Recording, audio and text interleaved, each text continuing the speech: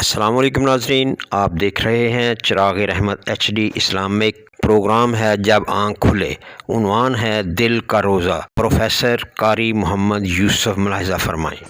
ان الحمد للہ نحمده ونستعینه ونستغفره اما بعد۔ روزہ صرف ہمارے بھوکے اور پیاسے رہنے کا نام نہیں ہے، یا ہم سحری سے لے کر افطاری تک کچھ اور جائز امور جو اللہ نے جن سے منع کیا ہے کہ ہم ان سے منع ہو جائیں، بلکہ یہ ہمارے پورے جسم کا روزہ ہوتا ہے، جسم کے ایک ایک حصے کا روزہ ہوتا ہے۔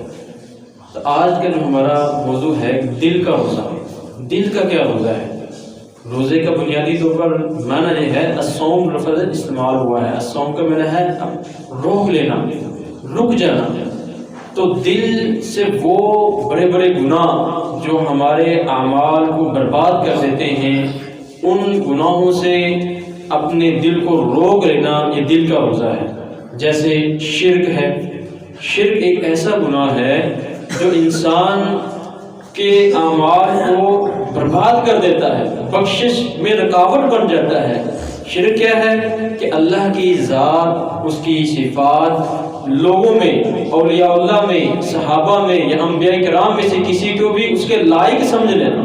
یعنی جو اللہ کی صفات ہیں وہی اولیاء اللہ میں، صحابہ کرام یا انبیاء کرام میں سے کسی کو انہی صفات کا لائق سمجھ لینا کہ وہ اللہ کی صفات ان میں بھی موجود ہے۔ یہ عقیدہ رکھنا، یہ شرک ہے۔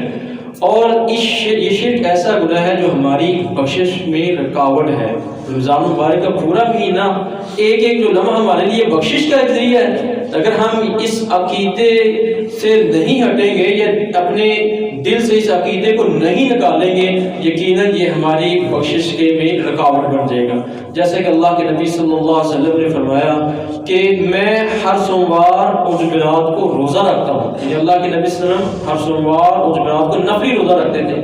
سوموار کو اس لیے رکھتے تھے کہ آپ صلی اللہ علیہ وسلم کی جو ولادت مبارک وہ سوموار والے دن ہوئی تھی، اور جمعرات کو روزہ رکھنے کی آپ نے وجہ یہ بتائی کہ اللہ رب العزت کے ہاں لوگوں کے اعمال پیش کیے جاتے ہیں اور اللہ رب العزت سب کو معاف فرما دیتے ہیں، سوائے دو لوگوں کو، ایک جو شرک کرتا ہے اور دوسرا جو دوستوں کے بارے میں بغض اور کینہ رکھتا ہے۔ ان دو لوگوں کے علاوہ اللہ سب کو معاف فرما دیتے ہیں۔ تو یہ شرک یہاں سے کیا ثابت ہوا کہ شرک ہمارے بخشش میں رکاوٹ ہے۔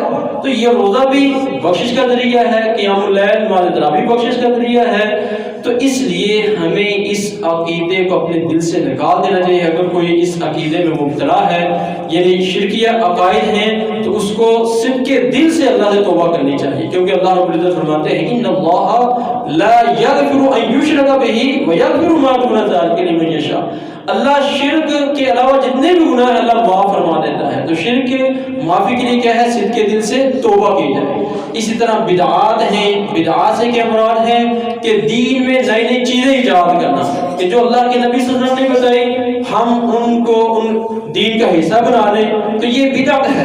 تو جو بدعت ہے اللہ رب العزت اس بدعت کی وجہ سے ہمارے اعمال کو ضائع کر دیتے ہیں۔ سورۃ الحجرات میں اس کا ذکر ہے۔ تو اس لیے اگر کوئی ہم ایسے عمل میں مبتلا ہے جو بدعت ہے، دین میں اس کا ثبوت نہیں ملتا، ہم وہ کر رہے ہیں، اس سے بھی ہمیں توبہ کر لینی چاہیے۔ اور تیسرا جو عمل ہے وہ تکبر، یہ بھی اس کا بھی تعلق بھی دل سے ہے۔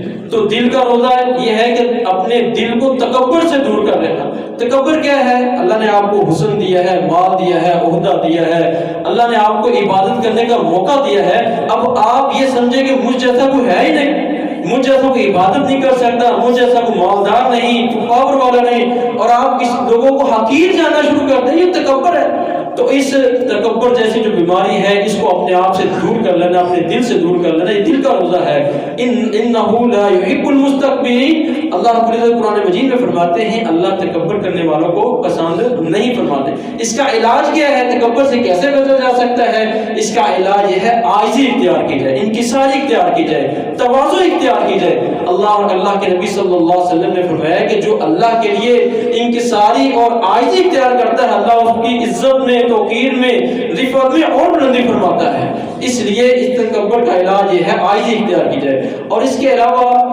کسی کے بارے میں بغض رکھنا، کینہ رکھنا، اس کو اپنے دل سے دور کرنا یہ دل کا روزہ ہے۔ حسد سے اپنے دل کو دور کرنا۔ حسد ایک ایسی بیماری ہے، اللہ کے نبی صلی اللہ علیہ وسلم نے فرمایا کہ حسد نیکیوں کو ایسے کھا جاتا ہے جیسے جو آگ خشک لکڑیوں کو جلا کے رکھ دیتی ہے۔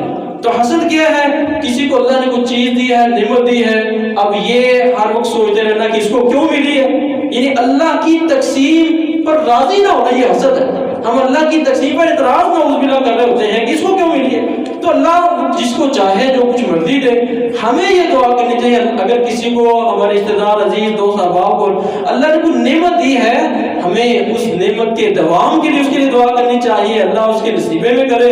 اور اگر ہم چاہتے ہیں ہمیں بھی ملے تو دینے والا کون ہے؟ اللہ کی ذات ہے، اس اللہ سے ہم بھی مانگے کہ اللہ ہمیں بھی دے۔